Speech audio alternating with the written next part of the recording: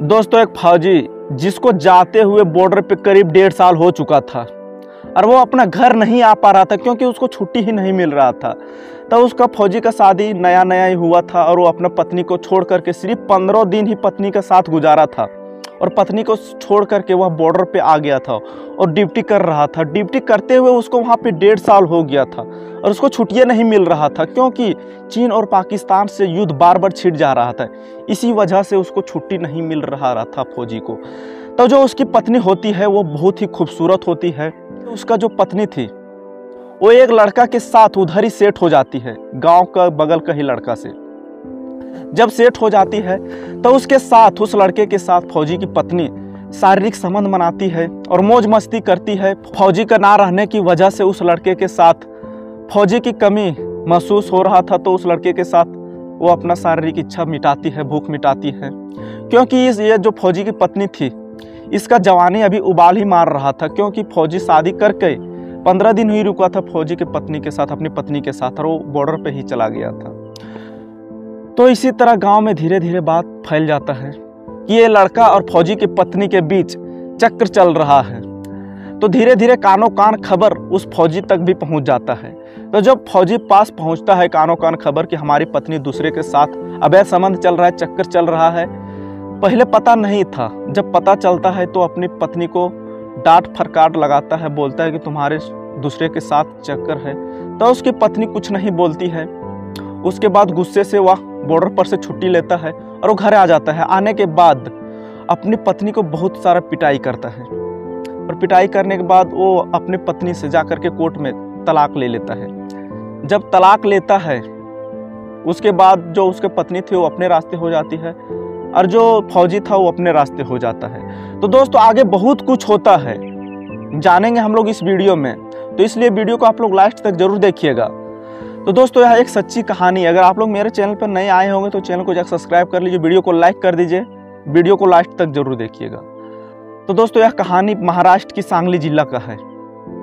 उसी सांगली जिला में एक गांव हुआ करता है। उसी गांव में एक बेहद ही गरीब परिवार का एक लड़का हुआ करता है। वह लड़का पढ़ाई लिखाई में बहुत तेज था, इतना तेज था कि कोई भी वैकेंसी एक बार भरे तो वो पास हो जाता था। तो दोस्तों, ऐसा ही उसका फौजी में जाना इच्छा था उस लड़के को। उस लड़का का नाम सुरेश शिंदे रहता है। तो उस लड़का का इच्छा फौजी में जाना था, तो फौजी के लिए तैयारी करने लगता है।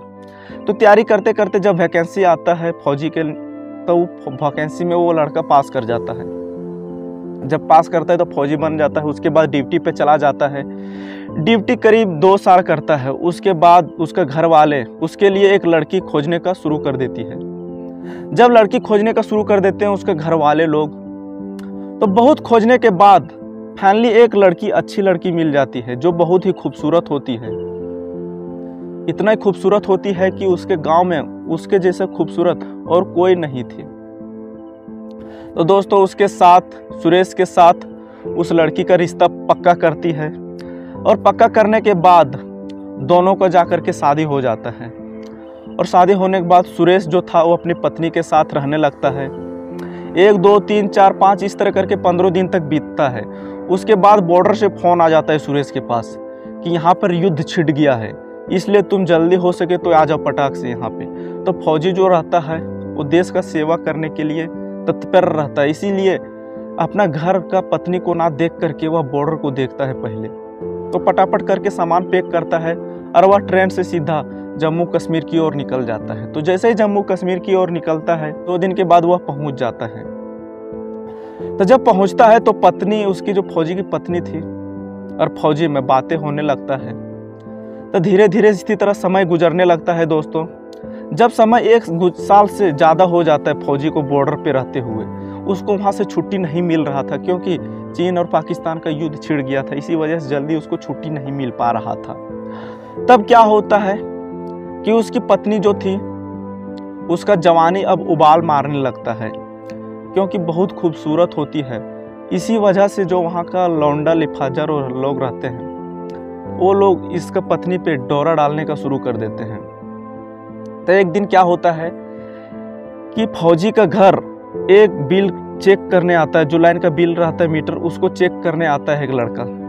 और चेक करते करते उसका पत्नी वहाँ रहती है खड़ी तो उसको जब देखती है वो लड़का, तो देखने के बाद उसका मन कान संतुलन में नहीं रहने लगता है दोस्तों, क्योंकि वो उसको देखने के बाद कोई भी मर्द फिसल जाता था दोस्तों, क्योंकि फौजी की पत्नी इतना खूबसूरत थी, उसका गांव में उसके जैसा कोई खूबसूरत नहीं होता है। तो जो मैकेनिक था, वो जो बिजली का मीटर चेक करने आया था, वो जैसे उसका पत्नी देखती है वो फिदा हो जाता है और उसका आगे पीछे घूमने लगता है।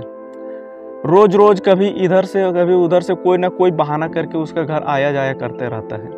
तो जो उस फौजी की पत्नी रहती है, उसका जमानी तो उबाल मार ही रहा था, इसी वजह से उसका पत्नी अपने आप में कंट्रोल नहीं कर पाती है और उस लड़के के साथ जो उसके आगे पीछे घूम रहा था, उस लड़के के साथ धीरे धीरे इन दोनों का बीच नज़दीकियाँ बढ़ने लगता है। तो जब नज़दीकियाँ बढ़ने लगता है तो वो लड़का भी फौजी की पत्नी से धीरे धीरे बात करने लगता है।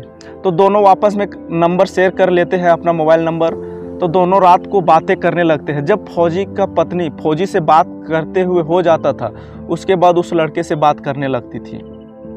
जब उस लड़के से बात करने लगती थी तो दोनों को आपस में आप खो देते थे और दोनों का जो मुंड होता है वो गर्म हो जाता है। तो जो वो लड़का रहता है, वो लड़का फौजी की पत्नी से बोलती है कि तुम बातें बहुत करे हैं अब हम दोनों, अब ऐसा करो हम जहाँ तुमको बुलाएंगे वहाँ पर आ जाओ। तो जो फौजी की पत्नी रहती है बोलती है ठीक है। तो जो लड़का रहता है बोलता है कि हम 5 स्टार होटल में बुक करते हैं एक कमरा, और जब मैं बोलूँगा तब तुम आ जाना। तो वैसा ही वो लड़का बुक कर लेता है कमरा और उस औरत को, फौजी को पत्नी को बुला कर ले आता है। जब बुला कर ले आता है तो उसके साथ रूम में जा कर के होटल में शारीरिक संबंध बनाता है और जो मर्जी वो करता है। इसी तरह इन दोनों का बीच सिलसिला जारी हो जाता है। कभी वो लड़का इसका घर आ जाता था तो कभी होटल में बुला लेता था। तो जब ये लड़का उसके गांव में ज़्यादा घूमने लगता है तो उसका आसपास के लोगों को भनक पड़ जाता है कि ये लड़का और फौजी की पत्नी के संग चक्कर तो कुछ है, क्योंकि ये लड़का बार बार देखता हूँ कि ये फौजी की पत्नी के संग आगे पीछे घूमता ही रहता है। तो दोस्तों इसी तरह गांव में बात फैल जाता है। तो धीरे धीरे कर करके फौजी के पास भी ये बात फैल जाता है, चला जाता है कानों कान। तो फौजी को जैसे ही ये बात का मालूम पड़ता है तो अपने पत्नी के पास फ़ोन करता है और सारा मामला जानने की कोशिश करता है, परंतु उसका पत्नी जो थी वो ठीक से नहीं बोलती है। इसी वजह से फौजी गुस्सा होकर के छुट्टी लेकर के किसी कारणवश वह घर आ जाता है और आने के बाद अपनी पत्नी को बहुत डांट फटकार करता है। बोलता है कि हम 1.5 साल क्या नहीं रह गए वहाँ पे और तुम है कि दूसरे के साथ सेट हो गई। दोस्तों उसके बाद फौजी था वो अपने पत्नी से तलाक ले लेता है जाकर के कोर्ट में, और कोर्ट में जाकर के तलाक लेने के बाद जो फौजी की पत्नी रहती है उस लड़का के पास फ़ोन करती है। तो लड़का जो था वो उस औरत को, फौजी को पत्नी को लेकर के चला जाता है मुंबई शहर। मुंबई शहर ले जाने के बाद वह लड़का उसके साथ समय गुजारता है बहुत दिन तक। उसके बाद वो लड़का का जैसे ही मन भरता है फौजी की पत्नी के संग, तो वो लड़का भी उस औरत को लात मार देता है। और ऐसा क्या करता है, वो उस औरत के साथ जाकर के कोठे में बेच देता है उस औरत को, और बेचने के बाद जो कुछ पैसा होता है वह लेकर के वहाँ से फरार हो जाता है। और जो फौजी की पत्नी होती है वह जाकर के कोठे में फंस जाती है और मजबूर हो जाती है धंधा करने में, क्योंकि वो जो लड़का होता है ये फौजी के पत्नी के बेच देता है। इसी वजह से वहाँ पे वो धंधा करने में मजबूर हो जाती है और वो वहाँ पे अब धंधा करने लगती है कोठे में जाकर के। ग्राहक का अच्छे से खातेदारी करती है, अच्छे से सेवा पानी करती है, अधनंगन कपड़ा पहन के कोठे में खड़ा रहती है। तो इसी तरह वह वहाँ पे अपना ज़िंदगी गुजारने लगती है और उसको बहुत ज़्यादा अब अफसोस होने लगता है कि हम फौजी के साथ, अपना पति के साथ छोड़ करके अच्छा नहीं किए, क्योंकि हमारा पति ही हमारे लिए सब कुछ था। हम जिस पे विश्वास किए वो तो हमारा आधा रास्ता में ही छोड़ दिया। तो वो पछता रहा था अपने आप में फौजी की पत्नी। तो क्या होता है, धीरे धीरे समय बीतता है, वो वहाँ पे धंधा करने लगती है।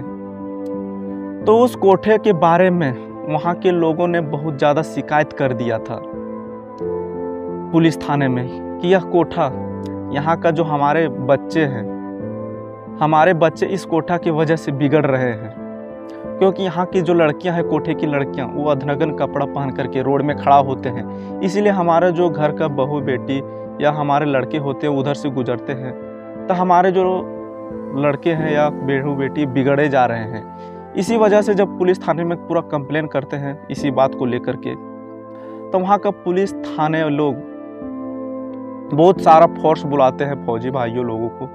तो जब बुलाते हैं उसके बाद जाकर के एक डेट पे, एक दिन जाकर के रेड मार देते हैं उसी कोठे पे। तो जब रेड मारते हैं तो जितना फौजी था वो फटाफट करके कोठा में अंदर एंट्री कर जाता है। तो वहाँ पे बहुत सारे लड़कियाँ लाइन से खड़ी होती हैं। तो जब सारी लड़कियाँ लाइन से खड़ी होती है तो वो जो फौजी रहता है सुरेश शिंदे, वो भी उसी फौजियों का गठ में शामिल होता है। तो वो अंदर जैसे ही जाता है, जाने के बाद एक एक लड़कियों को पकड़ लेता है। तो फौजी जो रहता है वो धीरे धीरे आगे बढ़ता है, वो देखता है कि हमारी पत्नी अधनगन कपड़ा पहने हुए, छोटा छोटा कपड़ा पहने हुए कोठे पे खड़ा है। तो देखने के बाद वह अचंभित हो जाता है, बोलता है कि ये यहाँ पे कैसे आ गई, इसको तो मैं तलाक दे करके, इसको तो दूसरे लड़के के साथ ये भाग गई थी, तो फिर यहाँ पे ये कैसे आ गई। उसके बाद क्या करता है फौजी शिंदे, उसको लेकर के एक तुरंत कमरे में चला जाता है और जाने के बाद पूरा मामला जानने की कोशिश करता है। तो सारा मामला वो जो फौजी की पत्नी रहती है वो बोलती है कि हमारे साथ बहुत ही बड़ा गलत हुआ, क्योंकि हम उस लड़का से प्यार करते थे, उस लड़का के साथ मुंबई भी आए, परंतु उसके साथ कुछ दिन तक रहे। जैसे उस लड़का का मन भरा, हमको लात मार के इस कोठे में बेच दिया, हमको पता नहीं चला, फिर बाद में पता चला कि हम कोठे पे आ गए हैं। तो ये सब बात सुनने के बाद जो फौजी था वो सोचने लगा कि इस औरत यही लायक है, क्योंकि जब हमारे पास था, हमारा साथ कितना इसका इज्जत था, तो ये दूसरे लड़का के साथ सेट हो गई। तो वो लड़का भी ठीक ही किया, ऐसा औरत के साथ ऐसा ही करना चाहिए। तो दोस्तों वो जो औरत थी वो बहुत ही रोने लगती है, अपना पति के पैरों में गिर जाती है और बोलती है कि माफ़ कर दीजिए, अब मैं ऐसा गलती कभी नहीं करूँगा। तो जो फौजी रहता है बोलता है कि तुम पे विश्वास करूँगा मैं, अब तुम पे कभी नहीं विश्वास करूँगा। मैं एक तुम पे एहसान कर सकता हूँ कि तुमको इस दलदल से अब निकाल दूँगा, मैं यही सिर्फ एहसान कर सकता हूँ, इससे ज़्यादा मैं तुमसे साथ कुछ नहीं कर सकता हूँ, क्योंकि अब तुम्हारे साथ मैं शादी कभी नहीं करूँगा दोबारा से, ये भूल कभी नहीं करूँगा। तुमको मैं ये कर सकता हूँ कि तुमको यहाँ से मैं निकाल सकता हूँ, इतना मैं कर सकता हूँ तुम्हारे लिए। तो जो उसकी जो पत्नी रहती, फौजी की पत्नी जिससे तलाक हो चुका था, तो उसको कपड़ा उपड़ा पहनाती है, और पहनाने के बाद जितना फौजी था वो सभी लड़कियों और जितना था सभी को लेकर के थाना पहुँच जाती है। और थाना पहुँचने के बाद फौजी बोलता है कि हमारी पत्नी है, किसी कारणवश इसको यहाँ पे कोई फंसा के ले आया था।